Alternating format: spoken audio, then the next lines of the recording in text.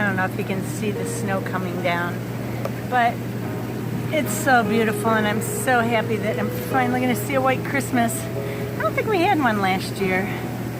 I'm just sitting here in my hot tub drinking a salted caramel macchiato with my favorite character on the front of the cup. But isn't it beautiful? The snow, I don't know if you can see how heavy it's snowing. Maybe over by my neighbor's house you can see it. But anyway, I just wanted to show it to you. It's just so pretty. I'd love to get out and paint today, but I've never painted with watercolor outside in the winter before. If anybody else has, let me know how it goes. Do you have to add any alcohol to your water or anything like that so it doesn't freeze? Well, let me know. We're supposed to get about 10 inches of snow today. It'll be our first significant snowfall of the season. Today I wanted to show you some new watercolors that I thought I would try. I was on the Blick website and looking for something to review since I'm getting out of the subscription business.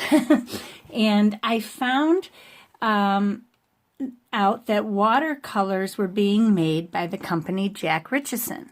Jack Richeson is I think it's a sub-company of Unison, and I may be wrong, but in pastels, I paint with soft pastels as well, and I use Jack Richeson's soft pastels in my collection.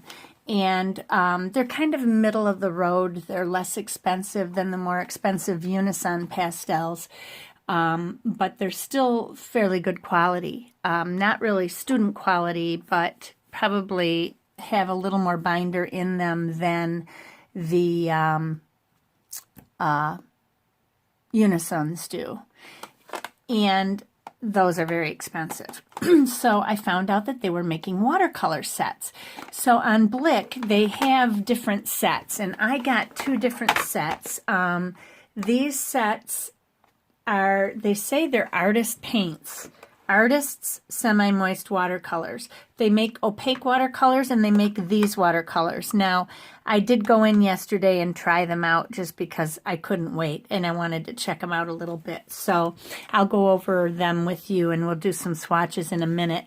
But they have different sets, and they have a set of 10 pearlescent colors, a set of 20 pearlescent colors, and then in their standard colors they have sets of 8, 12, 16, and 24. Now, in their regular standard colors, I got the set of 24. They come in a nice small box. The boxes are, let's see, this is 7 inches by 3 inches. And there's 24 watercolors in here. And they have different pans that are layered on top of each other that you can put like this, or you can take them out, set them aside, and use this clear side to do mixing in if you'd like. I haven't tried any of that. And then I also got the pearlescent set of 20 semi-moist watercolors, and they do stay kind of sticky, so they must have honey in them or something. And the same goes with these. You can set them side by side or take this out to do mixing. They each come with a small watercolor brush that I must say doesn't look like a whole lot. But I'm going to try it. I haven't tried these yet, and they feel like a synthetic sable, kind of. Maybe, I don't know, it's not horsehair. It's softer than horsehair. I'm not sure what it is. Oh, I just stuck my finger in some white and it gooped it all up. So yes, they do stay moist. I want to see what the binder is in this, and I'm not sure if it says. Let's see if there's any. Well, in their description, it just says richly pigmented semi-moist watercolors that provide excellent quality at an economical price. Each set includes a brush and a color mixing guide on the back of the case. Oh, I did not see that. Let's see the color mixing guide. Oh, that's kind of cute. It gives you the color wheel. So if you're not familiar with the color wheel, it gives you, it says, let me pull this up here. The primary colors are red, yellow, and blue, secondary, orange, green, and violet, tertiary, red, violet, yellow, green, blue, violet, yellow, orange, blue, green, red, orange. And then it shows you what each are, and on the color wheel it says P for primary, S for secondary, T for tertiary, which is really nice. These are made in Russia, and I was trying to see what the binder is, but it does not tell me what the binder is. I'm going to see if I can look it up somewhere. Hang on. Well, as I'm looking to find what binder is made in these, Jack Richeson did team up with St. Petersburg for a professional set of watercolors. Now the box, they come in a box, and it looks different, and they're very expensive, $91. These are very student grade then, even though they say artists.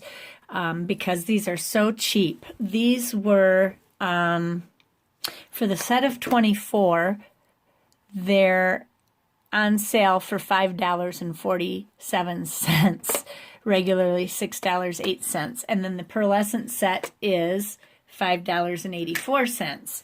So, with that being said, let's go ahead and see what kind of colors that they can produce. I did not find what kind of binder they make, but it says the Yarka. They teamed with Yarka. Now Yarka is from St. Petersburg, and it says these are made in Russia. So they come in all sorts of different style boxes. This one is a different one yet. This one that I just found on Amazon, it's got these very small pans. So I'm not sure. I wonder if they have different manufacturers that they're working with. Here's one from Jerry's Artorama. Let's see what they have. If I can get it to open here. Oh, these are the professional ones. And these have the paper wrapped pans that we would see in artist quality paints. Oh, yeah, and that's one that I'm going to be getting very soon, is this this set. And I can buy it cheaper on Amazon than I can on Jerry's. Sorry, Jerry's. But I cannot find Jack Richeson Watercolor. Here they are, but I'll bet it doesn't say on here. Full pan watercolors in plastic case, rich, beautiful colors. Semi-moist, perfect for students, 1-inch round pans. That's all it says. So, anyway, I cannot find the binder, but they are student brand watercolors. I'm going to wet this brush and see what it does here. Not much of a brush. So I'm going to just spray these watercolors just to activate them a little more. And then we're going to go ahead. I'm going to start with the pearlescent colors first, but I'll spray these all down. You could put a regular standard brush in here, I think. Let's see. Maybe not. Let me try a different brand. This one fits. That's a Rosemary and Company brush, the Eclipse. And that one fits well. Let me move my stuff out of the way. Oh my gosh, when I get going and get busy with stuff, there's just so much going on my table. Now, I was not real thrilled with all of the colors, but some were better than others. I'll tell you that. And I'm going to go ahead, since some people wanted a bookmark review, a bookmark demonstration. I did some yesterday, but my video, part of it didn't even turn out, so I'm going to redo some of these bookmarks that I did yesterday. And these were done in Daniel Smith. I'm going to try to comparatively do them in some of these watercolors and see where we get. And if they don't turn out well, I'll just redo them with Daniel Smith. Okay, let's get started here. I'm just going to start with this one. Oh, to tell you what the colors are, let me see here. Let me get back on here. For the pearlescent set of 20,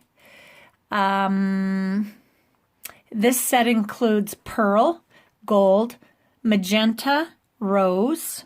That looks like an orange. oh, rose, magenta, rose, orange, tan. Oh, okay, I thought that should have been brown. Or no, it was this dark one that I thought it was light. Then light green, turquoise, medium blue, charcoal, violet, purple, blue.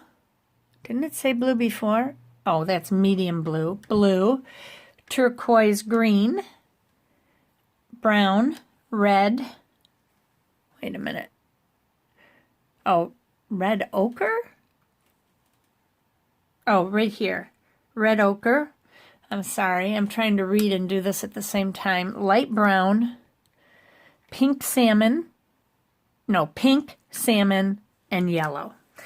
Okay, so it does have that very kind of cool, swirly, pearlescent quality to it that I'm not sure you'll see on camera. That's the pearl. I need to get a paper towel here to wipe with.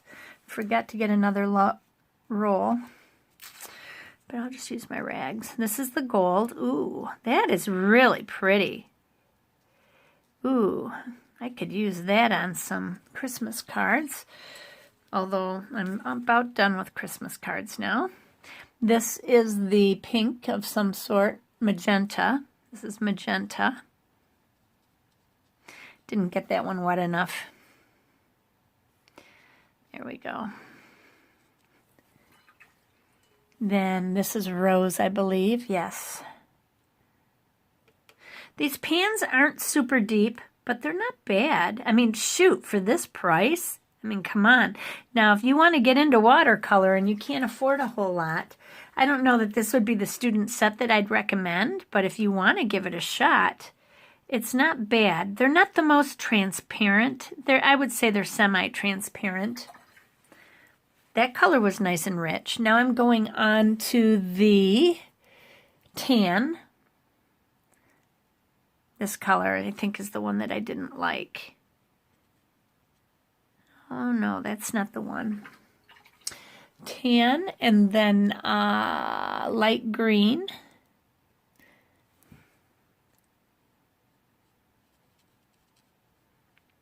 These all are very pearlescent. Let's see if we can catch the quality in there. Can you see the pearlescent quality to them? You can a little bit on the light green, but it's hard to catch it all. And on the camera, this is coming out very yellow, but it is not yellow at all. It is a gold color. I don't know. I hate this. I hate this phone. And my regular camera I cannot use for video because it just doesn't focus well enough. Like I forgot to refocus there, so everything was blurry. Sorry about that. Now this is the medium blue, I think. I love this color. Check that out. That one is gorgeous. And look at the pearlescent quality to it. Isn't that pretty? Was that medium blue? Yeah, turquoise blue, then medium blue. And now we are at charcoal.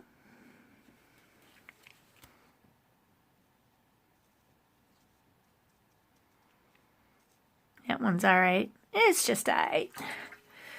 Then we have charcoal, violet. Go over here to the violet color. This is a red. And this should be purple, and that should be violet. They got their colors backwards. This is purple. Purple has more red in it. Violet has more blue in it. That's what I always saw. I think they put that backwards. Somebody messed up. And this would be violet.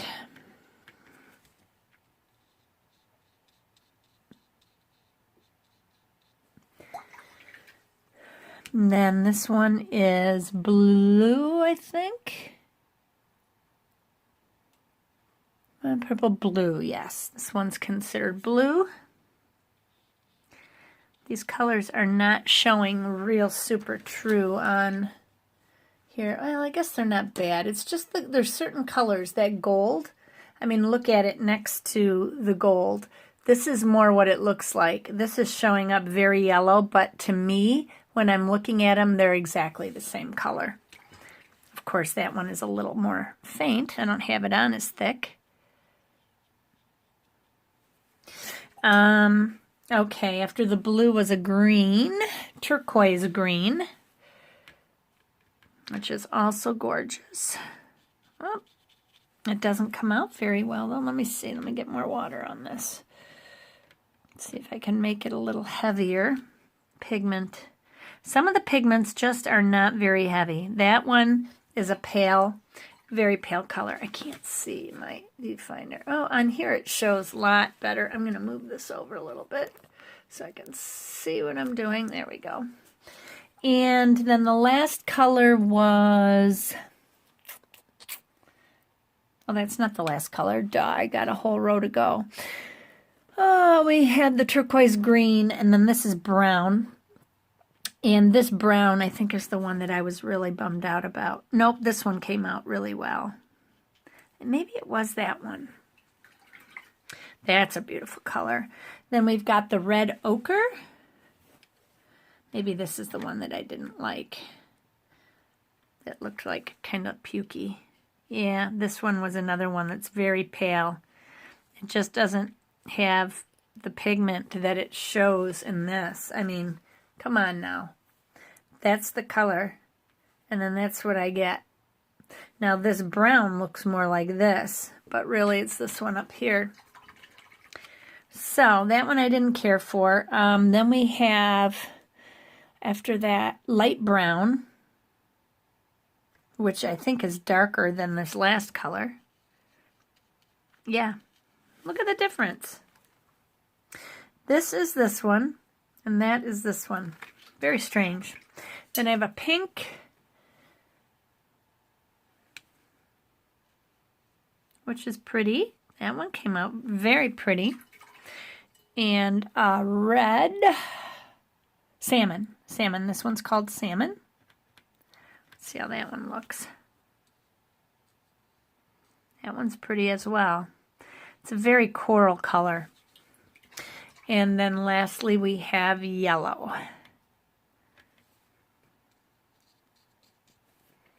Now that's what yellow should look like. Not like that gold that's looking different on camera. Well, the gold looks golder now once you have the yellow on there. So these are the 20 pearlescent colors, and most of them are very pretty. I'm going to let them dry, and then actually I'll just dry them real quick here so we can be done. That brown isn't dry yet. I think I put it on a little thick. Oopsie, there was that gold. I stuck my finger in it. But most of them are dry. These ones, they look kind of shiny, even though they're dry. Just the brown and the gold were, this deep one and the gold were a little wet. But see, you can see the pearlescent look to them in the light. Let me turn it around so you can see some of these other colors better. They're very pretty. So if you want some pearlescent colors, this is a good set. I do have the Fine Tech set as well, and those are pretty colors. But anyway, so that is that for the pearlescent colors. I'm just wiping some of the water off of my tray here. I'm going to stick this back in and put that away. And it comes in a nice little carrying set. This one I did not measure. This one is 6 inches by probably 3. Yeah, 3 by 6, and the other one's 3 by 7. Wow, it looks so much bigger. That's 7.5 by 3. I don't know how I measured that wrong. Okay, so now the set of 24 standard colors. We'll start with white. We got 2 whites in here. I guess they think you need 2 whites, but most people will not use whites out of cheap sets. Although this white is not too bad. I don't know if you can see it. It really seemed to cover well. You know, I might make some snow with it later and see what it does. Okay, so white, yellow. I'm coming over to this set because that's the way this palette is set out online. Look at that yellow. Nice, rich rich yellow color. Are they? They're pretty transparent, I guess. Orange.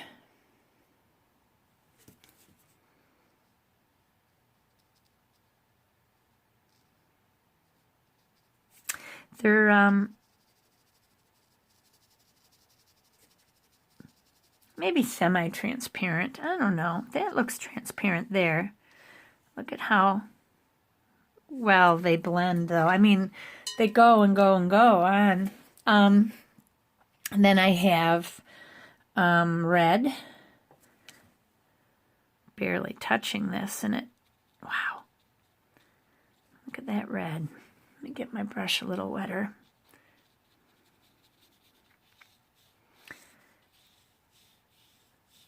See how it spreads out.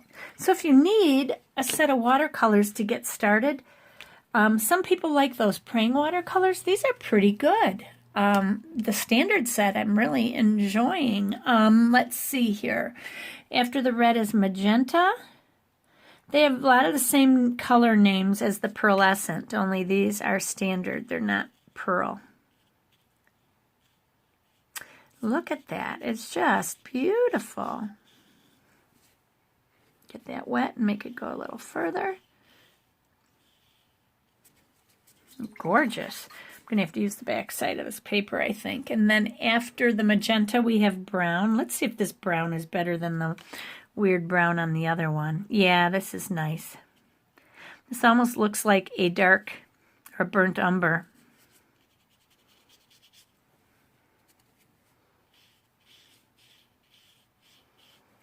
Very pretty. Then we have a light green, I believe. They call this turquoise green. I think they got the colors mixed up again. I would say that this color here is the turquoise green, and this looks like a sap green to me. Let's see. Oh, no. I was looking at the wrong thing. I got to move this up so that I... Okay, after the brown is green gold. This one is called green gold. Oops, that's not wet enough. Let me get a little water in here and get that reactivated here.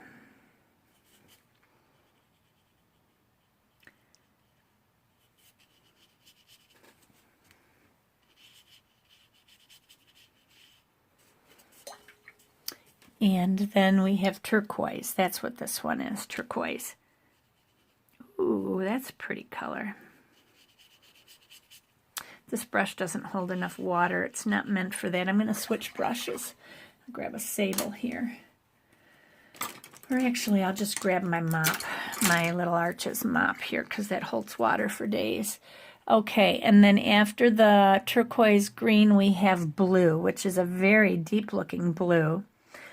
Almost looks like a indigo in there. Oh, it looks like a Prussian or a phthalo. That's very much what that looks like. Very pretty. I did not blend that yellow out, but let's see if I can reactivate it and get it to blend. Whoops, I grabbed the orange. Now I need to add a little yellow to it. There we go. There wasn't enough on there. Okay, and then after the blue we have ultramarine blue. There's 3 blues in a row on this palette. This blue, I wonder if I can get the lighting down on this a little bit better. I'm sorry. I hope I get my lighting for Christmas. Santa, I was good. Okay, so we had blue, and then we have ultramarine blue. I would say this one would have been like a phthalo or a Prussian. And the ultramarine has that kind of purpley hue to it.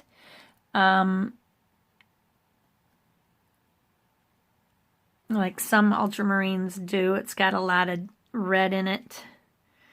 There we go. Now I just cleaned that off and I'm just spreading it out now.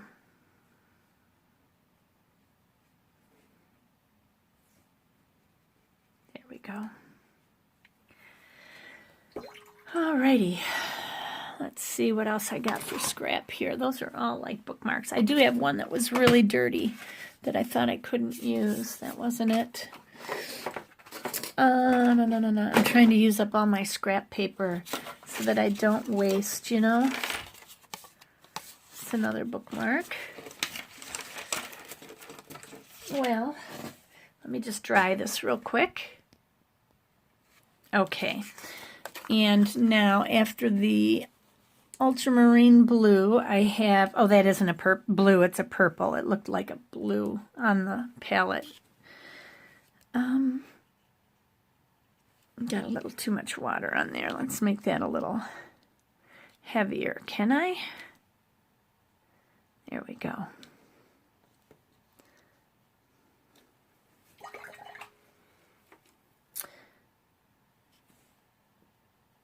Give it a little heavier pigment, but I had too much water on my brush.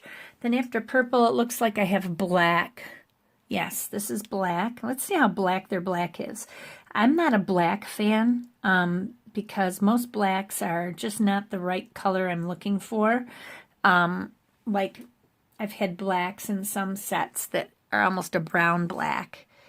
Oh my gosh, this is like ink black. Look at how black that is. Holy smokes.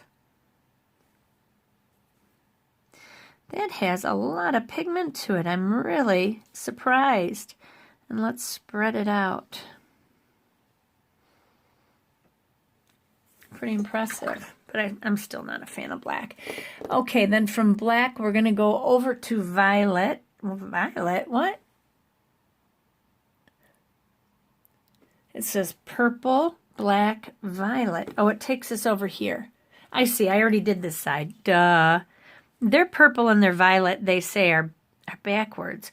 Purple is red, violet is blue. I don't like the way they named these. That is a gorgeous color. Absolutely gorgeous.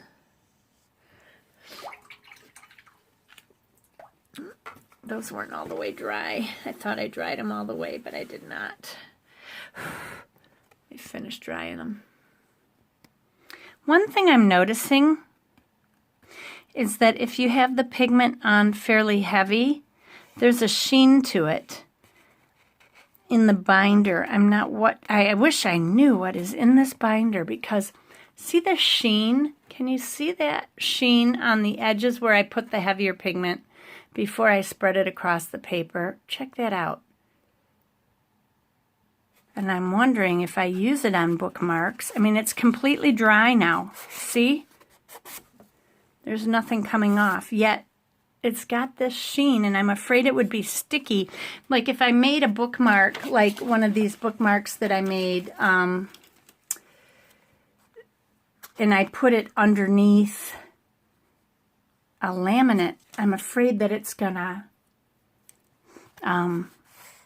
do something underneath, like it might gum up and start to lift or something. So maybe I shouldn't do bookmarks with this. I'll just do one and see what happens. I won't give it away. I'll just keep it for myself. That's what I'll do. Okay, so after what they call violet, which I say is purple, then we have crimson. I'll agree with that color.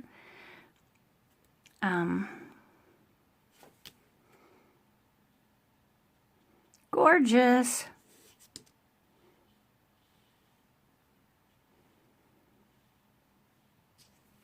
Almost looks like a quinacridone color. And then this one almost looks like a cobalt violet, but let's see. They're calling this one mauve.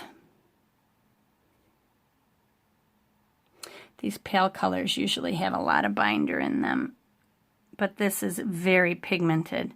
That is almost more pigmented than my Daniel Smith cobalt violet. Let me grab that real quick and compare. I'm really curious.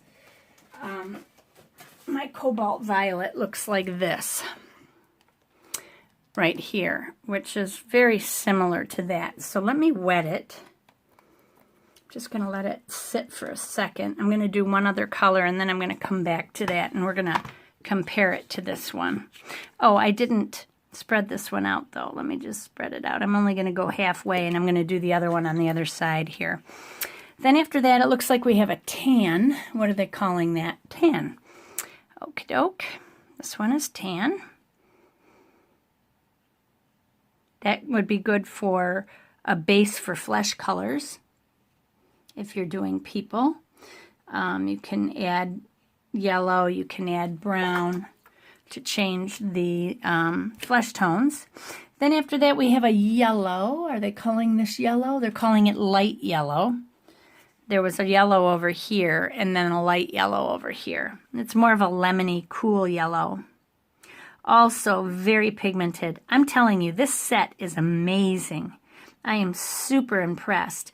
And again, this set for 24 colors is on sale right now for $5.47 on Dick Blick. I will link these in my description. The regular price is $6.08. The list price is $11.95. So I'm thinking that on different sites you'll see different prices. Then we got white again. I'm not going to do that. We have burnt sienna next, which is down here. And I'm going to go back to that other color then. The burnt sienna looks pretty true to a burnt sienna color. Now, let me go back to this cobalt violet over here. I've got a lot of water in this, but this is harder to activate because these pale colors have more binder in them. This is a Daniel Smith color. I will never buy it again. I bought this when I was first starting out in watercolor. I thought it was a pretty color, and silly me, it was a waste of money. I hardly use it, but let's see now. It's just more watery. It is so watery. Let me get rid of some of the water on this. I'm going to dab some of it off and lift it out so that I can make my pigment as heavy as I can. There we go. It just does not have the same amount of coverage. Now, granted, Daniel Smith is a transparent paint. This one would be semi-transparent, I would say. But look at the difference. If I were to buy one of these colors again, now, granted the pigment, this is slightly pinker, and that's got a little more of a violet hue to it, a bluer tone. But when you look at the strength of color, I'm telling you, I think that this cheap set has better strength of color on that. And Daniel Smith is my favorite, absolute favorite paint. And that's probably why I don't like that color. I mean, it's a true cobalt, so I think these, I'm not sure if these are non-toxic. No, these are not non-toxic. It doesn't say that on these. If they don't say non-toxic, don't trust it, because not all student brands are non-toxic. So these aren't something you'd want to give your kids unless you've checked with the company, because it could contain cobalt or it could contain cadmium. I really doubt it. They're probably all hues rather than the true cadmium or cobalts, but just be on the safe side. Let's see now. Where was I? Burnt sienna. Very nice.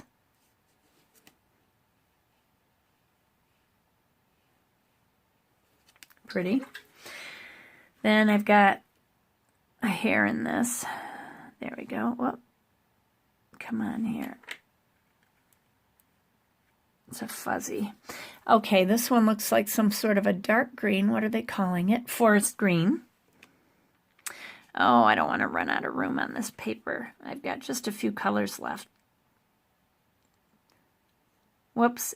Sorry, it went into this other one. Let me dab that off again and do it again. Forest green.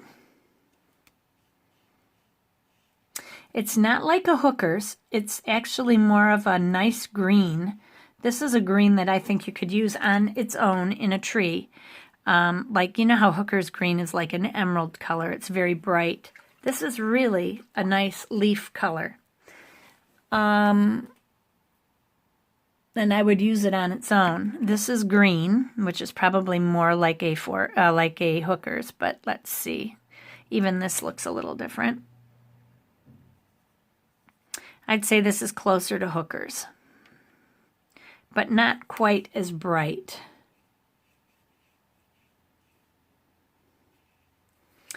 And then let's see if I can squeeze these last two in. I have, okay. Shoot, I hate when I get warnings on my screen and then I can't see what I'm looking at. The next one is teal. Very pretty looking color. Oh, that is gorgeous. Now I would think that is more of a turquoise, but did we have a turquoise? I think we had turquoise green. Yeah, that was turquoise green, I think. Oops, I meant to spread that color out. Let me just take a little dab.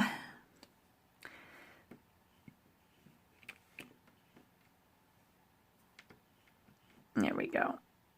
And then the last one is gray. They're just calling it gray. Now it's weird. You can almost see the way the binder is separating in this color. See how it changed the color here? It's almost got a milky hue.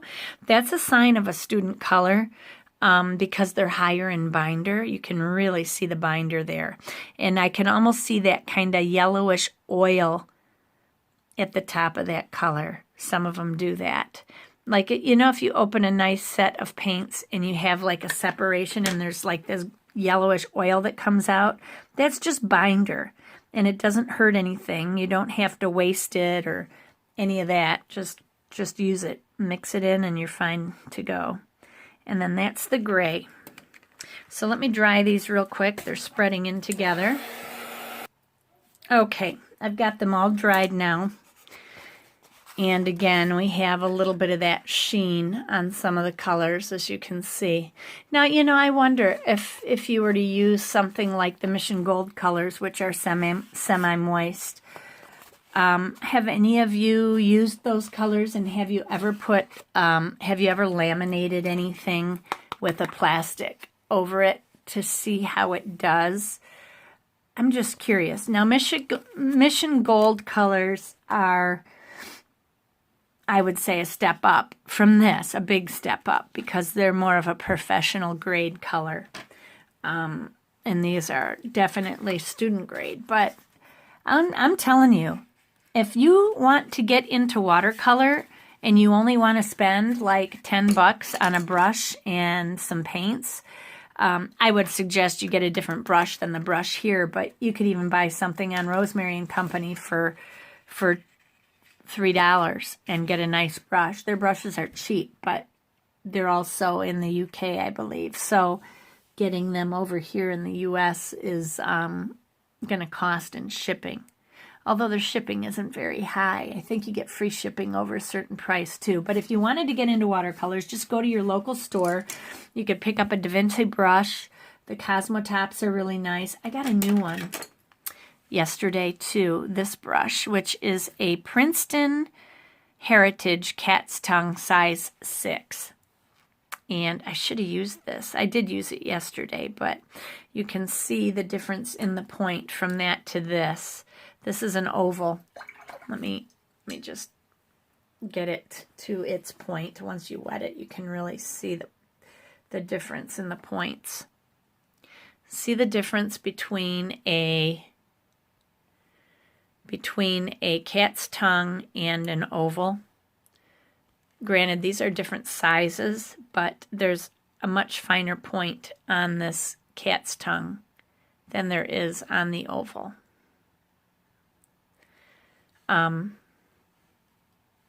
So I just wanted to show you that. Now I'm going to go ahead and I'm going to do a bookmark, or I think what I'm going to try to do here is, this was done yesterday in one of my other video, and I'm going to try this again very quickly in this color, just to see, in these colors, just to see how it flows in wet on wet.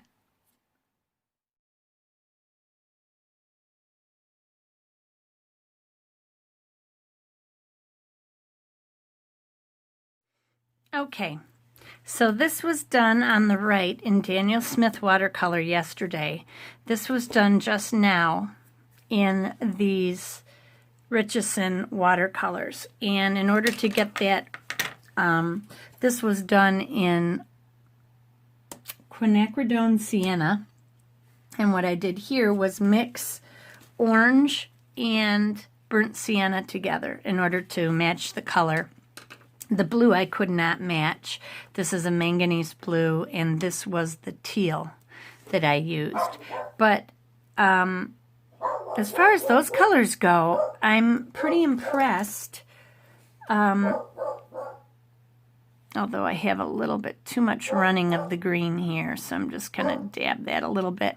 But the green, that green gold, there's really no green gold. This is more of a light sap, but I could not get the same depth of color with this green gold. I guess I could go over it again, but I don't want to make them too thick, because unlike other professional grade watercolors, these are going to get sticky.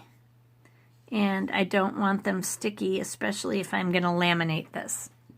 So I'm going to that, and then I'm going to go ahead and show you how to finish this bookmark.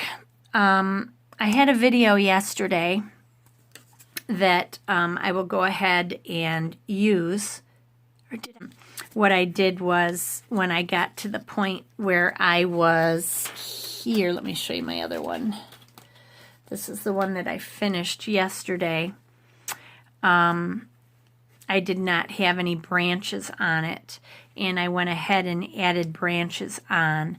And so I did the branches on this one, and then I just dabbed in a little bit of sap green in order to add a few leaves here and there. Not all the branches have them.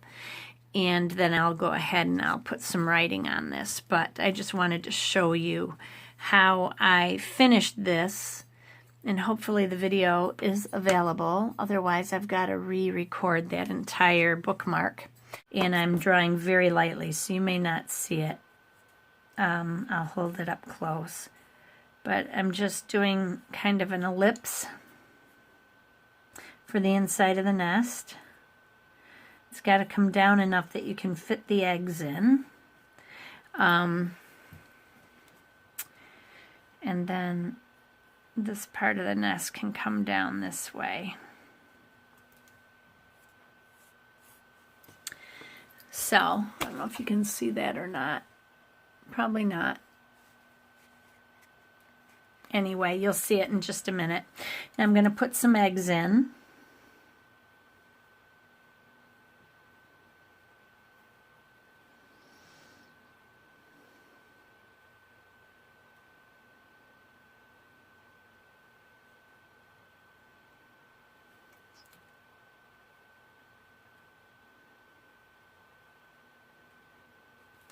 Just like that.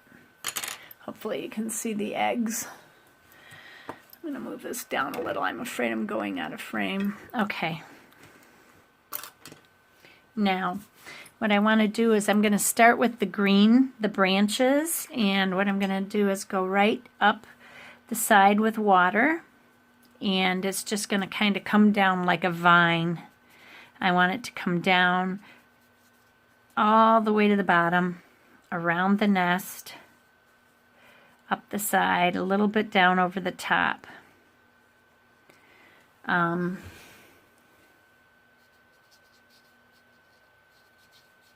I'm going to start with some sap green, or you can make your own green, just a light green. And I'm going to let this do its own thing.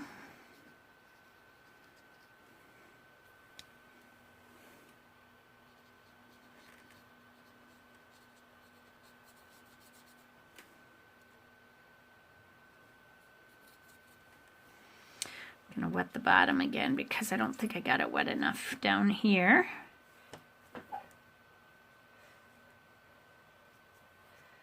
Take that sap green again.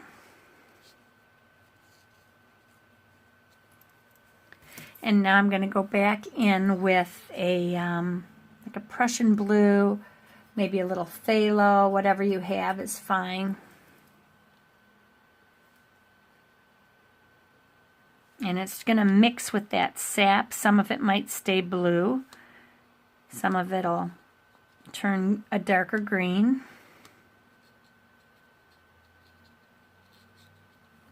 If it stays too blue, you can always go back and green it up again.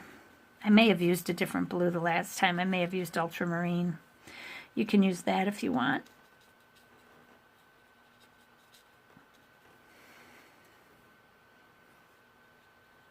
Going back in with a little more of my green, just to go over some of those blue areas. Not all of them. I like a little bit of the blue.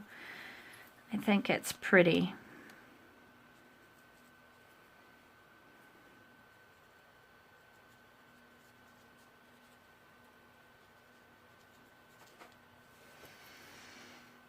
Try a little ultramarine and see what happens. Yeah, I think it was ultramarine that I used the last time. So I'll add a little bit to this. I added it at the bottom. Now I've got to add it everywhere, because otherwise it's going to look funny at the bottom.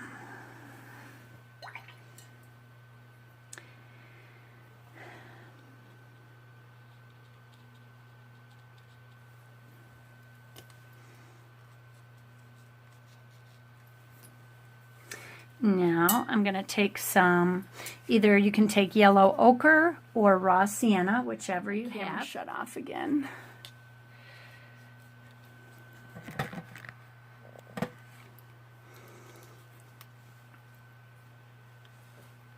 You're going to go all the way around the eggs too on the inside of the nest.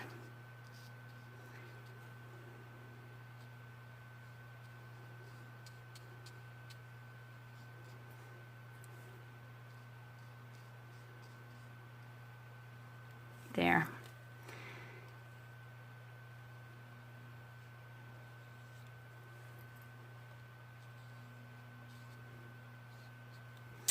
And that can dry a little bit. Okay, now what I'm going to do is, whoops, I'm going to paint the eggs. And you just want to use like a robin's egg blue. I think I'm going to use a little bit of turquoise.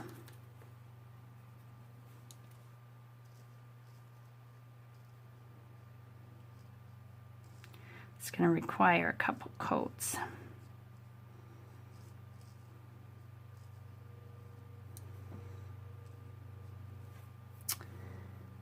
The turquoise I'm using, this one is actually Winsor & Newton turquoise, the professional series colors, not the Cotman colors. It's a pretty turquoise blue.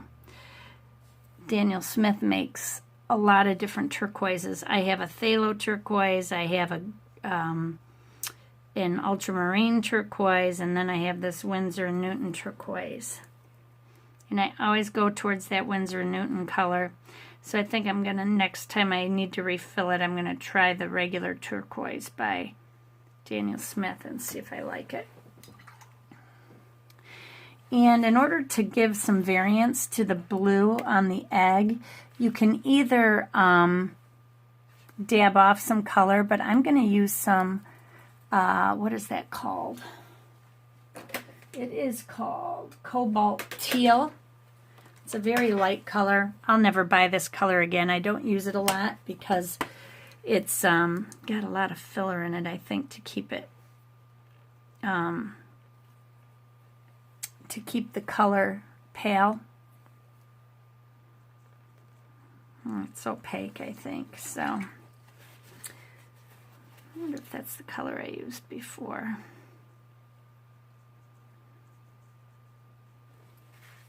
You can speckle your eggs if you want to, whatever you want to do.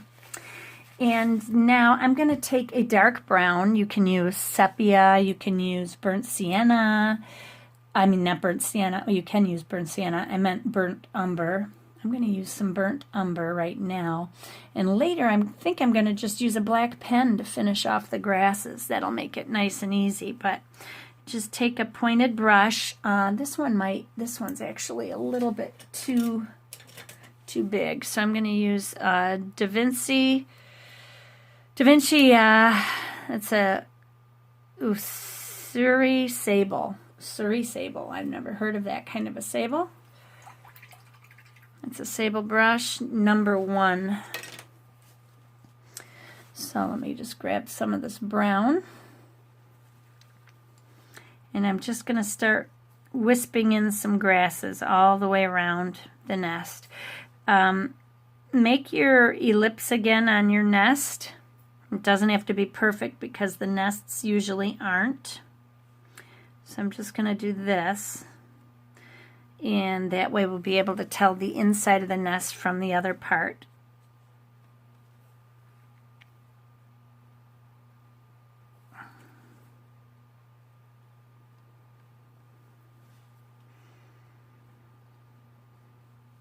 And you can go, I'm not liking this brush very much. Where's my other ones? I like my cheap Chinese brushes better. These ones, these are, somebody asked me what these were, and I looked back on Amazon and could not find them. This is a 10-0 liner brush, short liner, and it is plaid,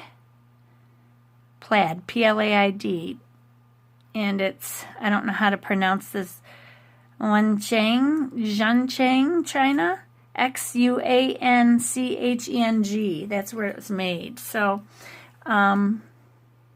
this brush is slightly thicker than that other one, even though the other one is a 1. They're just different manufacturers, and this one works really well. I like this brush.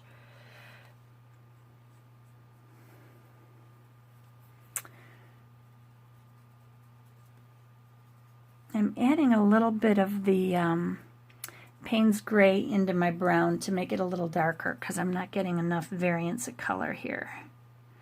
I don't want this to take all day, so.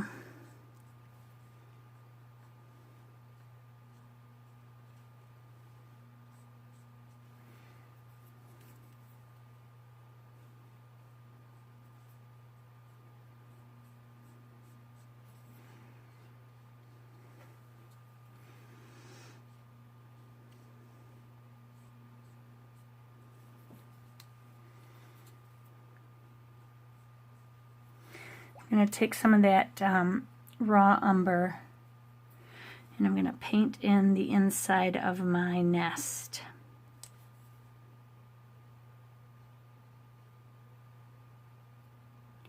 Right around the eggs, now that they're dry. If your eggs aren't dry, don't do it yet. Wait till your eggs are dry.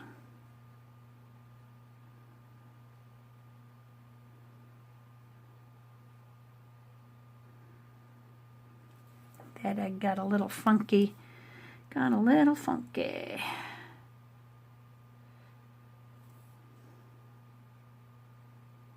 That's all right.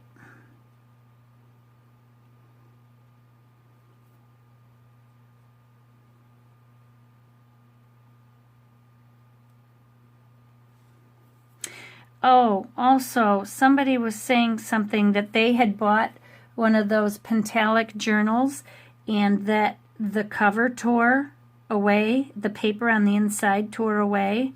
And if any of you are having that problem, I'm going to do a video to show how to fix that. That happened to me when I first got the journals because I didn't know what I was doing with them. There's a way to avoid that when you open the journal for the first time. And once you open it for the first time, you'll never have a problem again. I went through 2 journals before I figured out what I was doing. And it just has to do with the way you fold the fold that first page back. There's a glued seam, and if you try to pull the piece of paper, the first page back all the way to meet flush with the edge of the cover, then you're going to have a problem. So, okay, that's done there. Now, while that's going to dry, then we're going to go back with a black pen. I'm going to kind of fix this up a little bit. I'm going to add a little more green, and I'm going to add a little more blue up here just to, but I'm wetting it first. I'm just going to glaze over it.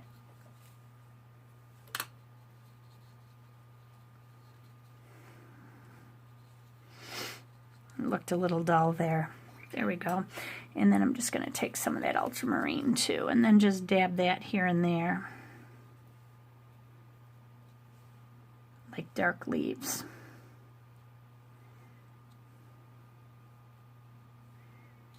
I'm not going to take much more out into this area because I want to put the sky in. This needs a little more light color down here.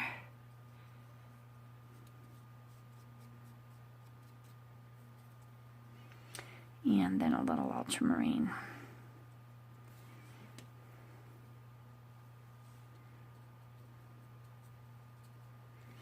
And then I also want to take a fine line brush, not that one, this one. And I'm going to make a branch. I want to make a branch coming out. I didn't do that on this one. But before I do that, I want to put my sky in, and then I want to finish the nest. Just going to dry this really quickly. Actually, I think most of it's pretty dry. Just give it a quick zap because I don't want these to bend out of control. Now I'm going to take a brush. Where's my other brush? I wanted my...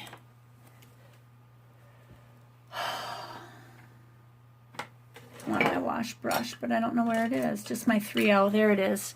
My 3L mop wash. It's a mop brush. It's a quill. These are made with squirrel.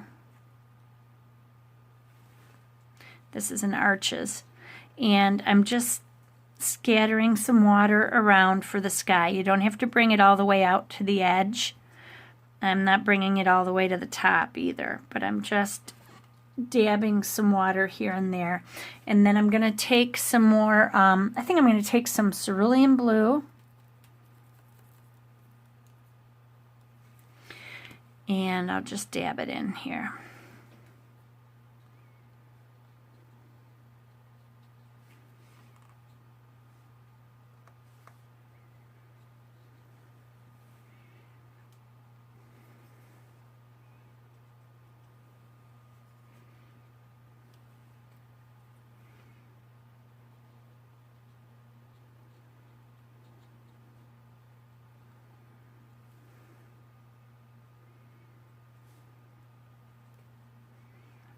And I want to leave some white areas.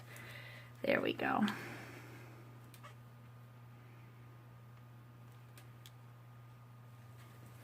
Okay. Now that can dry. Write something on the back of this nest one. And I knew I wouldn't have enough space on the front for the long verse, so I thought I'd put it on the back, and it was all dirty on the back. So I am just making an abstract design on the back of just some spatters of paint here and there so that I can put it on there without it looking so horrible. Let's see, I want a little magenta on there because I see some red.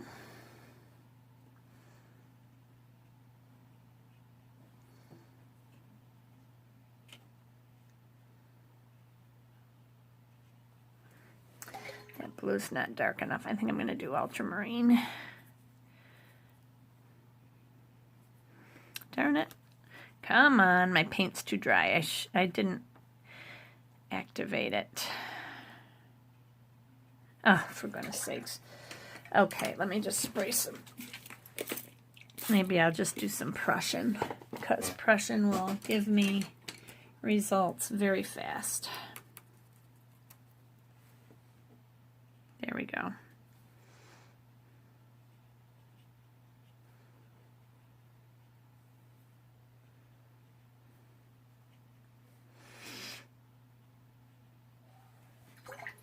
Mix my magenta with it.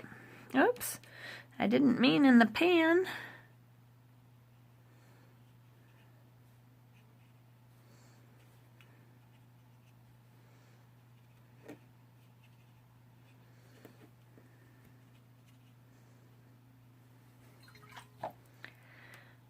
I don't want it so dark that you can't see it, but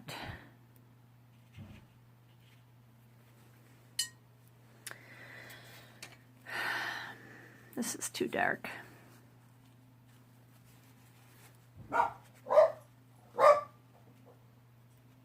I'm just going to lighten it a little bit and relay it.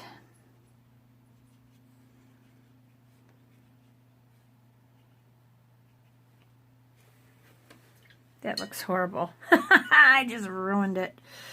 So let me just splatter some green on there or something. Get those out of the way. Maybe some gold. Some of this pretty pearlescent stuff. Maybe I will do that. Oops, that's like too much. It won't spread because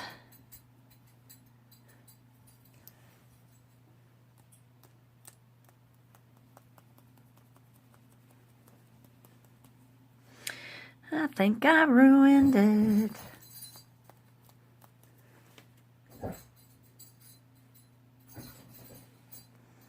Do it this way.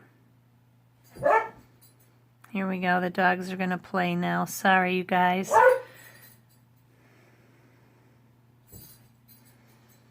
That person who hates my dog can't leave me a comment anyway.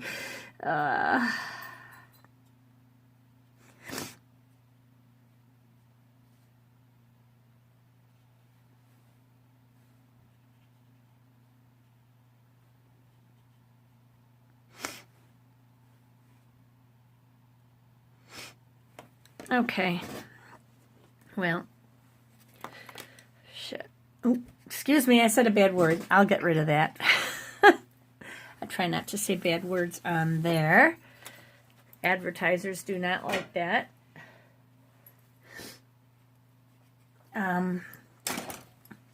Okay, so I'm just going to dry this real quick. That looks hideous. Maybe I need to, like, it doesn't even match. What the heck was I thinking? Just going to re-wet it.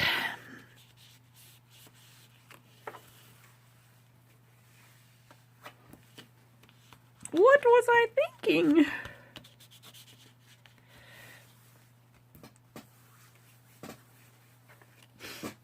Maybe I can do something to this.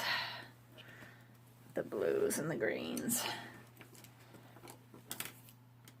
I wonder if I can make it into a sky with my manganese blue. Let's see if I can fix it.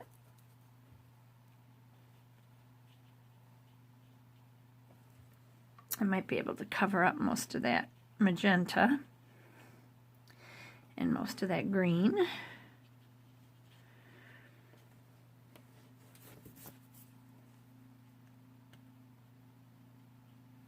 Can make the magenta purple.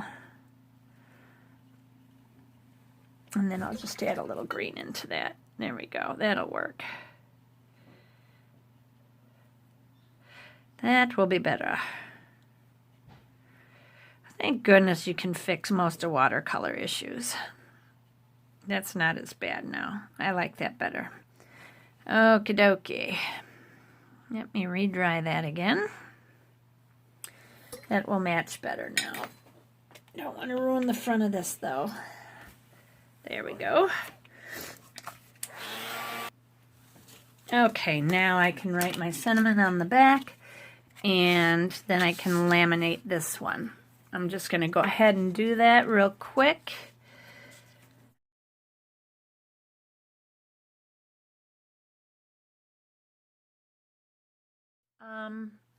I think instead of doing the flower one, I'm going to go ahead and do a winter scene. I'm going to get rid of all these colors, and maybe I'll use some of those Jack Richeson colors, but for now I'm just going to activate my Daniel Smith colors and get them going, and then I'm going to do a winter scene on here.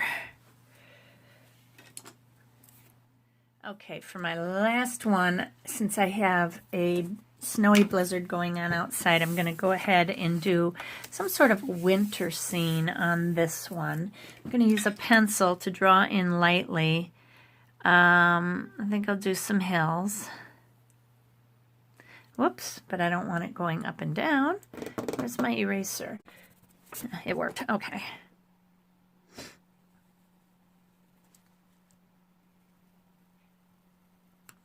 I wonder if I should do some mountains in the background. Maybe I will. I'll do that, and I'm just going to go like that with some mountains.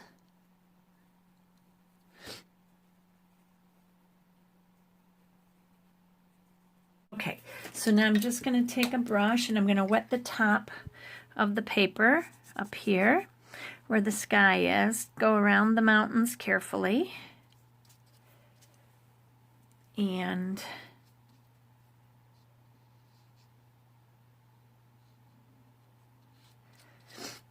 I'm going to do a darker sky, maybe some, I'm going to do some indigo blue.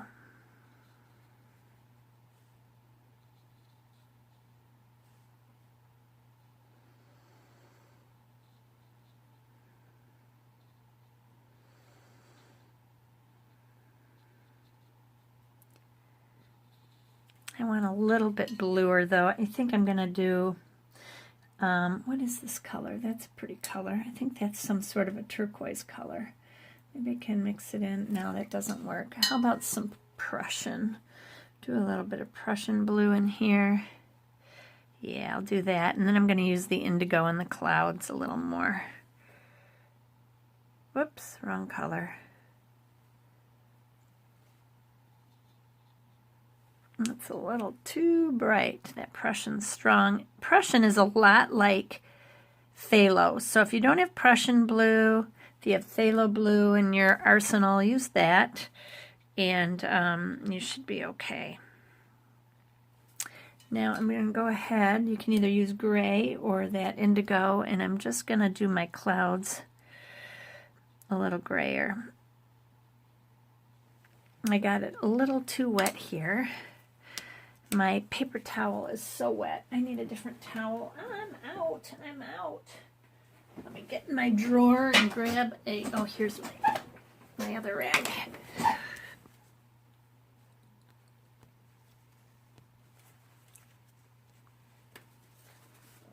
There we go.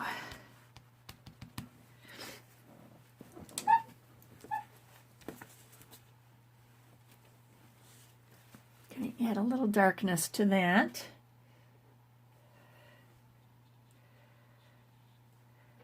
If you use pale indigo, it comes out very much like Payne's Gray. There's my sky. I'm just going to soften that white edge here because it's so hard by just adding a little wetness to it, but I want to take some of the excess out of the center there. The edges will kind of bleed in, but it won't take over. There we go. Okay.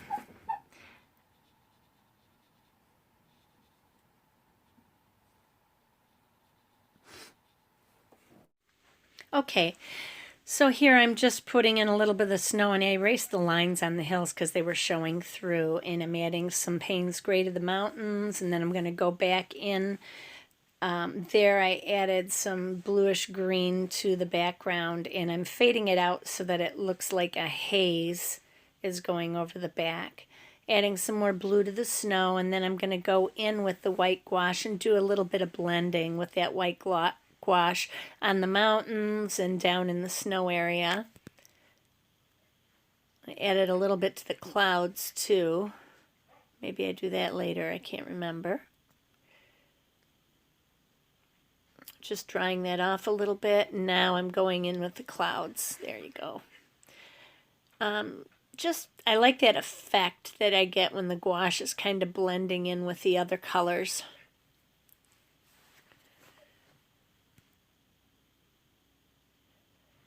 A little more Payne's Gray, and then I'm going to go over that again with the white gouache as well. And I put in some trees. I'm doing the background trees first. A lot of it will be covered by a foreground tree, but I wanted to have them in there. Now I'm just putting in a pine tree in the front, and I'm sorry I'm off frame a little bit here. There, I moved it up. But I went over it with a sap green, then I added a little bit of ultramarine to it. I went in with some Nicolazo yellow that I had added in to yellow it a bit, and then I go back in. I keep getting it darker and darker, like with a little bit of indigo, just so that it adds some depth to the tree with those different colors. And now it has to be dry, and then go in with your white gouache. Now my white gouache isn't the best quality, and there's a couple spots that got a little yellowed. That Nicolazo yellow really picks up easily. Then I added some snow in and dry it off, and I do it again. And I had to fix a little bit of the snow as well.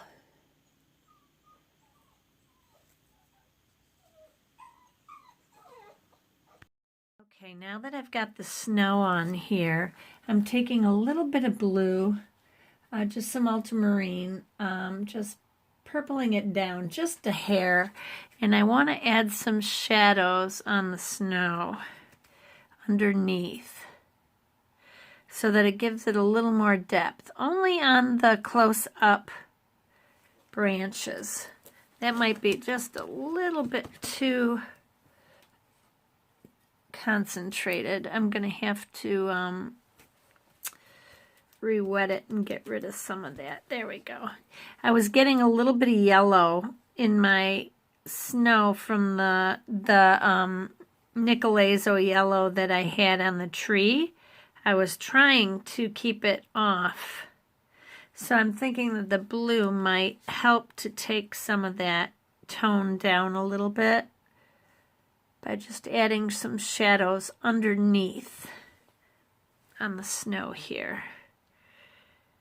And then I'm going to add, you can add as much blue as you want, and if you get too much, like this, I'll just add a bunch here.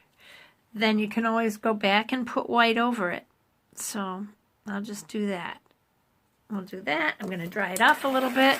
Now I'm going to go back in with the white. I just want to make sure I rinse my brush really well and that there's no leftover green or yellow or anything on there.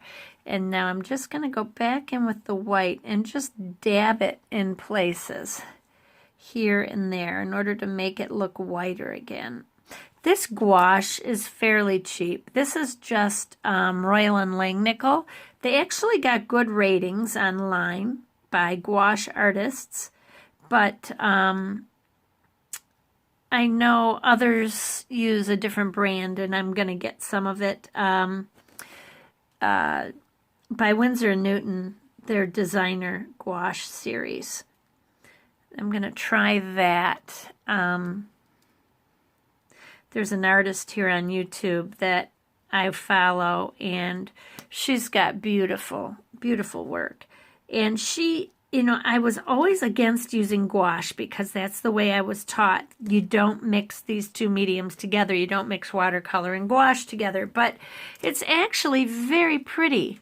And I guess that was just my teacher's attitude when I was taking classes at the local college in watercolor years ago. She was a transparent artist, and she used Daniel Smith, recommended we use Daniel Smith, and that's how I got into it. Actually, I started out with Cotman. I made a mistake and bought Reeves, which is horrible. But, it did the job, and I've used it up. But then I went to Winsor Newton Cotman, which has also got a lot of binder in it. So you get a lot of opacity to the colors. So that's when she said, get yourself some Daniel Smith or Winsor Newton Professional. And I bought Daniel Smith because it was a little bit cheaper than getting Winsor Newton. And she said, never mix gouache with your watercolors. You either want transparent or you want opaque. You don't want both. And I thought, okay, so that's how I was taught. And then after watching this artist online, and I've got a few years of watercolor under my belt, she uses a lot of white gouache in her winter series. Her name is Maria Rzinska, And if you just look, you can even just type in YouTube search watercolor Maria R. I can never spell her last name. It's Ryzanska or something, CKYA or something. I don't know. Richeson, I think is how you pronounce it. But her work is beautiful. And I know some of you already are watching it. And one of you emailed me and asked me if I had been following her. And I've been following her for quite a while. So she's kind of got me back into the gouache thing. And I just love her work.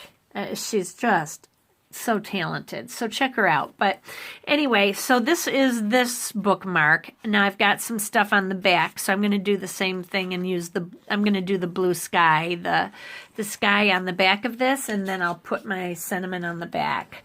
So I'm going to go ahead and wet down this entire back of this card. And I'm going to use the same, I used Prussian and indigo and white gouache. So I'm going to get my Prussian going here.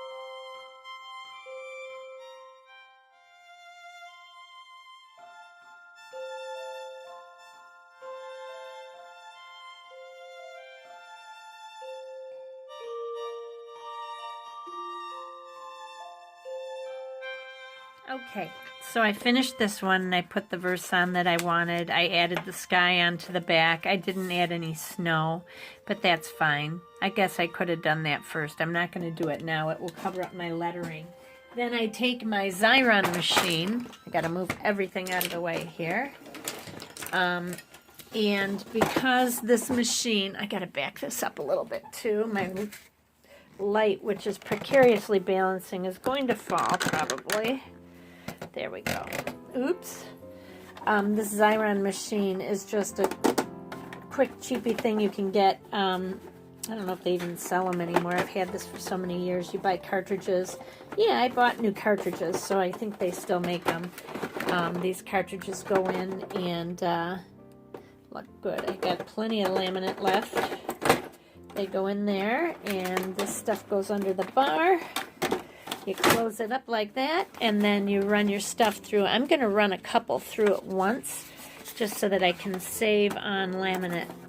And I just shove them in here side by side, like that.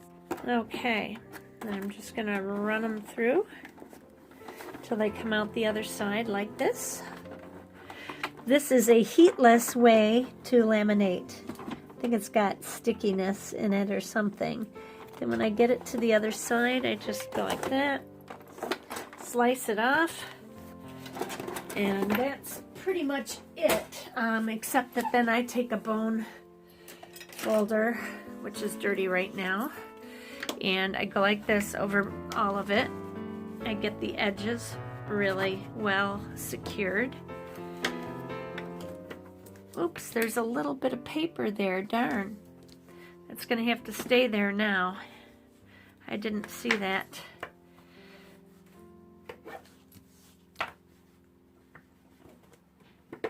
There, and then I can trim this down, and I'll use my trimmer. My Fiskars trimmer here. And I'm going to have to cut this double because that one's longer than that one, but I'll do this one first and get it out of the way. I'm lining up the white against this plastic edge. That's how I know where I want to cut it at, and then I can keep it straight too. So that side's done. Let me do this one.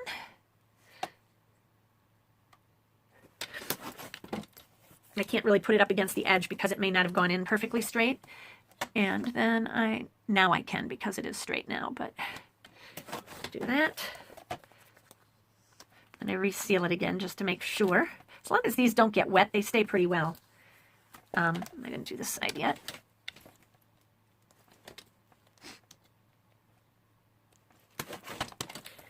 Okay, so there's that one, completely done. Very simple.